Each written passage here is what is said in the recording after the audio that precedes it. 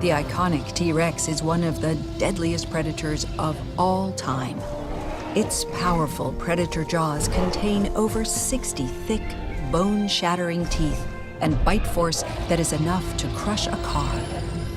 There she is. Isn't she glorious? We have the Tyrannosaurus Rex Species Field Guide for Jurassic World Evolution 2. I expected it last week, but they gave us the Mosasaurus, and now they gave us the Queen of the Dinosaurs. Finally, I've been really looking forward to this because she looks so good. She has had such a glow up since the first game, and that's really all that this Species Field Guide is going to be about, what my analysis and reaction is going to be about. It's just going to be a constant wow, wow, wow, wow. It's just so good.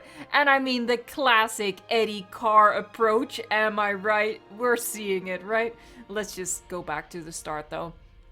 So we get the Tyrannosaurus Rex Species Field Guide, and we see two of them living together. That was a question we had. We've seen two of them hatch from the hatchery. Not live action. We've seen pictures of it, screenshots, and that led to the question, okay, but can we house two T-Rexes together? Because in the first game, that's not the case. They have a social max of 1, and that was a point of contention because we know from the Lost World Jurassic Park that, you know, they like pairing up from time to time. So that's something we really wanted, so I think we're all very happy to see that these two are living together, not in total harmony, I'd say, although, I don't know, this animation doesn't feel particularly aggressive. If they were really aggressive, they'd be using their teeth. It almost looks like, you know, the way sometimes a cat can press its face, press its head against you, sometimes quite aggressively, like, pet me now. That, it sort of reminds me of that. I do think that it's probably some sort of dominance display, but I don't think it's all-out aggression. It's not a fight as an indicator that they cannot cohabitate. So look at she's thick. She's so thick. Look at it. Oh, we have some interesting texturing going on over here. Speaking of texturing, okay. So I got several people messaging me on Discord. So let me go over here for a second. Right there. So I got several people messaging me on Discord. And I'm actually gonna pull up this one. So people are kind of scared about this situation over here. It looks like a glitch. It looks like... you know, we're seeing the sky beyond the teeth, you know, and especially here. Like, this one is really bad. This is the one from the picture they posted yesterday on Twitter. And people have been messaging me like, yeah, this is a glitch. This is texture not loading in, or, you know, a gap in the model. I don't think that's it at all. I think it's what we're seeing over here. You can see that the gums over here, like the inside of the mouth, it has a little bit of a highlight, and it starts right there. This is dark, and this is catching some of the light from outside, and it has a bit of a bluish tint to it because of the blue sky beyond. And I think that's what we're seeing when we're looking at this over here. I think it's just an unfortunate highlight that's showing up a little bit too strong. I don't think it's a glitch in the model. Say, like, from the biggest tooth on, the gums light up a little bit. Let's see over here. Also, after this big tooth over here, that's where the gums light up. So it's just a highlight. I've been waiting for this one for quite a while. And I am not disappointed. I know I was a little bit disappointed in the Mosasaurus Species Field Guide last week because it didn't show us anything new.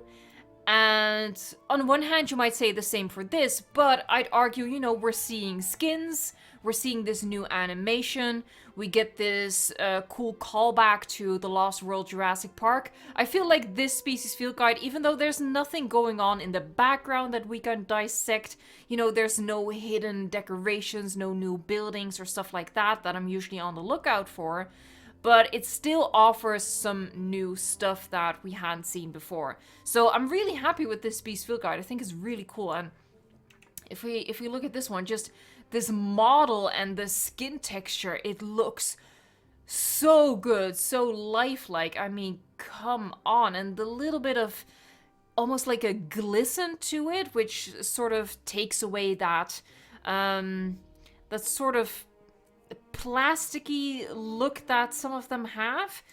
I think it looks incredible. And when I say some, I mean from the previous game. That was, for example, the Albertosaurus.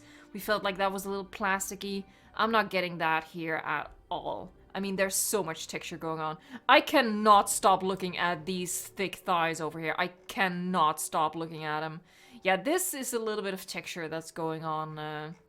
That might not be... That needs to be a little bit polished up, like in the seam in the joint of the leg.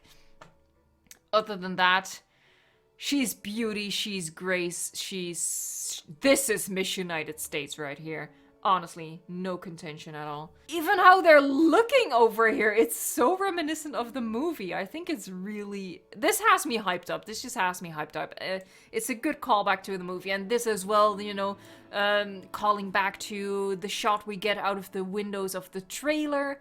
It's so good. So good. Thank you so much for sharing. Oh man, I loved it. I don't have anything intelligent to say. I hardly ever do. I'm just gonna pretend that I didn't forget about the forum article. I totally didn't. I'm a professional. I remembered this. But there really isn't that much in terms of interesting information. It says T-Rex are pretty aggressive and not terribly sociable, so you won't have to worry too much about making sure they have lots of companions in their enclosures. Doesn't rule out that you can have two live together quite comfortably. But do keep in mind that they'll need both some sand and forest rain in their habitats, so it's important to consider this when planning your parks. Again, we knew from like Dimorphodon Species Field Guide and I think Pteranodon as well, they were the first to mention this, that they have specific terrain needs, not just space needs, but actual types of terrain. As carnivores, you're going to want to make sure that they have plenty of fresh meat available. Trust us, you don't want unhappy, hungry T-Rexes on your hands. Maybe we do. Maybe we do, Frontier. You don't know us. Oh, and here you have a response from Jens Erik. Someone said both of them surrounding the car like the Lost World was glorious, great profile. So glad we can have two of them together now. And the response to that was, we were hoping you would get a kick out of that. So I'm pretty sure that in a roundabout way does indeed confirm, yeah, two of them together is perfectly fine. And they have, they're a nice colorful crest, or not crest, like along the spine and over the top of the head. It's both red on both of them, so this is a similar pattern. But it's, like you can tell, like, and the yellow eyebrow ridges, this is also kind of yellowy here, but because the base color is different, it creates a totally different effect. Let's actually look at the striping on the brown one. Yeah, you can hardly... It has like this red striping, but it doesn't have the... It's not as pronounced as this one, but I think it's just blending into the skin a lot more. So that is one of the things I mentioned in, I think it was the weekly news update video from not last Saturday, but the Saturday before that. I don't think we can pick pattern colors. I think we pick a base color and a pattern type. And that pattern type is always going to be the same color. So for example, this pattern of, you know, striping along the back and over the face in combination with these eyebrow ridges is probably always going to be red with yellow. That being said, actually, I looked this up. So I was talking about how the pattern color might always be the same, but then I remembered that we have this T-Rex over here, and this pattern is very similar, but it's obviously a different color. So we have this by the eye, front and back. We have this striping with some splotches and a different color on the inside. Let's look at this. It is hard to see, but it looks to be pretty much the same pattern. So maybe that might actually dispel some of my concerns. Maybe the pattern color is adjustable because, like, yeah, these two are exactly the same in terms of coloration of the pattern. But This one is clearly different. This is blue, but I mean, this has to be the same pattern. It would be very strange if these were two separate patterns, though. Let me know in a comment down below. What do you guys think? I'm sort of backtracking. I feel like these two patterns have to be the same, which means that the pattern color is changeable as a separate setting. It's just that we haven't seen that in the UI of the developer build. Now, obviously, stuff can be added to the UI. So that's interesting. Yeah, I'm not quite sure, but I would hope that this pattern and these patterns are the same, because they're so similar. And then that would confirm that we get different pattern colors to choose from as well, on top of the body color and the type of pattern. Other than that, I don't really have much to remark. Like I said, it's just an exciting species field guide. So yeah, let me know in the comments down below what you think of this species field guide. Rate this species field guide. That was kind of fun with the Mosasaurus species field guide. So give it your rating, a 1 through 10, 10 being the best. Let me know what you think about this. If you enjoy these kinds of videos, please hit the like and subscribe to the channel for more, because, well, this is basically what we do here. Thank you very much for watching, liking, subscribing, and until next time, enjoy the anticipation.